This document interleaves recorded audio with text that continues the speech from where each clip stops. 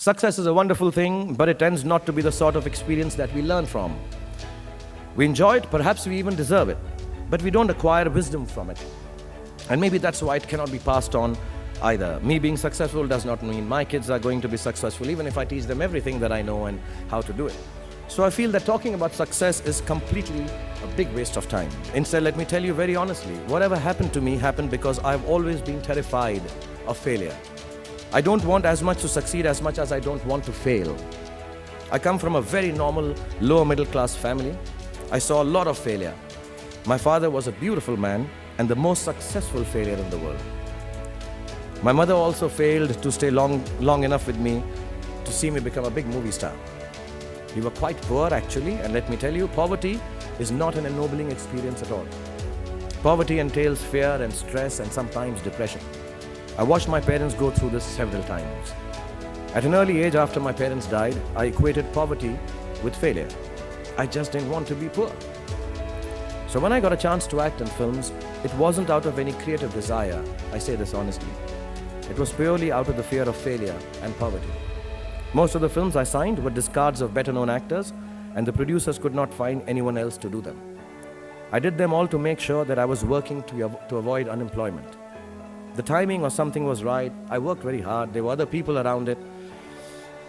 And I became a big star. The films became big hits. Which means sometimes our success is not the direct result of our actions. And let nobody tell you that. Success sometimes just happens. Really. It is accidental and we have to take credit for it. I do it sometimes sheerly out of embarrassment. So I believe the true path to success is through the fear of failure. If you aren't scared enough of failing, you're unlikely to succeed. It's not pleasant to fail, it's tough. All of us experience it. You will too if you haven't already.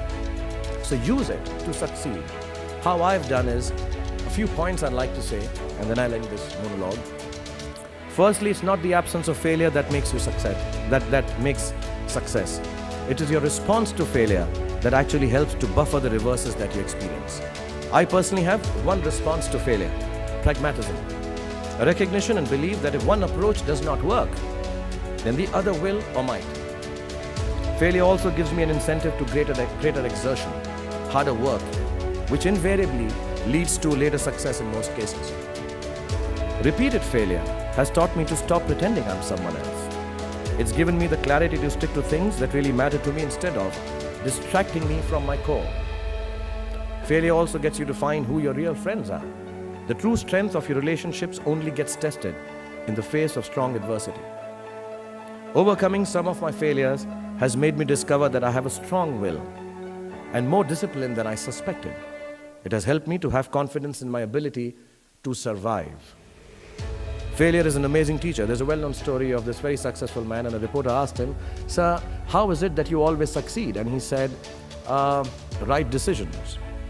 I said, "How do you make right decisions?" And he says, "Experience." I said, "How do you get so experienced?" He said, "Wrong decisions and failure." So do fail, and it's all right to fail. You have to know and learn that life is not just a checklist of acquisitions, attainments, and fulfillments. Your qualifications and CVs don't really matter. Instead, life is difficult and complicated and beyond anyone's control. The humility to know it will help you survive its vicissitudes. My hope for all of you is that you retain a lifelong love of learning, that you never cease to dream exciting and inspiring dreams, and when you fail, you fail well enough to succeed the next time. Don't be afraid of being afraid. Be afraid of not facing your fears and failures. As I was coming here, and this is my dream, I was telling the press outside when I walked in here, I sent a message to my little daughter who's 11 and a half, my son 14, and I said, it's one of the most beautiful institutions I've seen in my life. Genuinely, you guys are fortunate to be studying here. And I really wish my kids are good enough like you, all you young boys and girls and all the parents who've helped them do this, are good enough to reach here and study and get this opportunity.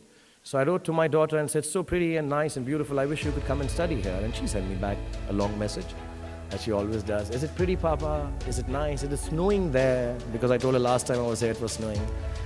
And my son sent me one alphabet, K. which I have understood when you extend means okay. Yeah. And for some reason, he's also written, Papa, Chuck Norris has trained his dog to pick up its own poop. Because Chuck Norris will not take shit from anyone.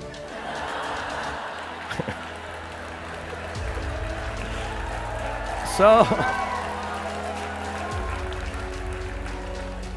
remember, all boys and girls, that you're fortunate enough to be funambulists. You have an amazing set of punching bags. Your parents cherish them always. And failure is your fiendish friend. Keep him close. And as my son sent a message, don't take no shit from anybody. God bless you. Thank you very much.